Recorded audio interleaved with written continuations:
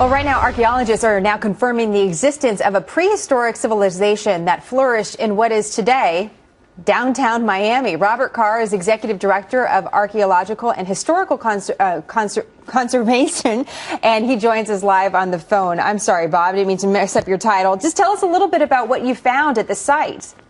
Well, what we have discovered is the settlement pattern of the prehistoric people known as the Testa, and these people built a very elaborate village or settlement on the north bank of the Miami River. And during our documentation of a lot being developed, we were able to uncover thousands of post holes representing circular structures and linear structures, frankly, the likes that had never been seen in Florida or anywhere in eastern North America. The fact that it's well preserved because these holes are cut into the solid rock that underlies most of Miami.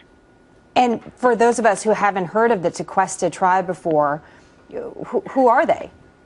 Well, the Tequesta are the native indigenous people of southeastern Florida who became extinct as a culture after the Spanish left Florida in 1763. But up until that time, they have a legacy going back at least several thousand years, occupying the principal locations in what is now downtown Miami. And so what is happening to this site? What would you like to do here?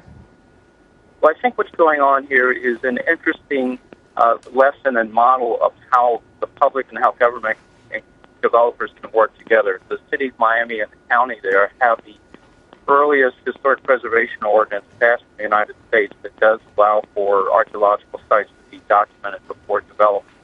And as a result of this discovery, both the city and the Historic Preservation Board and the developers are trying to work towards an agreement that will allow for the preservation and interpretation of at least some parts of this site. Of course, the archaeological work we've been doing is an important part of that record. I understand, right? There's development in the area, and that's part of the reason why you were able to uncover this site. Well, we just want a little taste of it today, Bob, just to understand. It seems pretty amazing. We'd love to check back in with you as you find more. Thank you so much. Again, Bob Carr is from the Archaeological and Historical Conservancy. Bob, thank you so much for your time.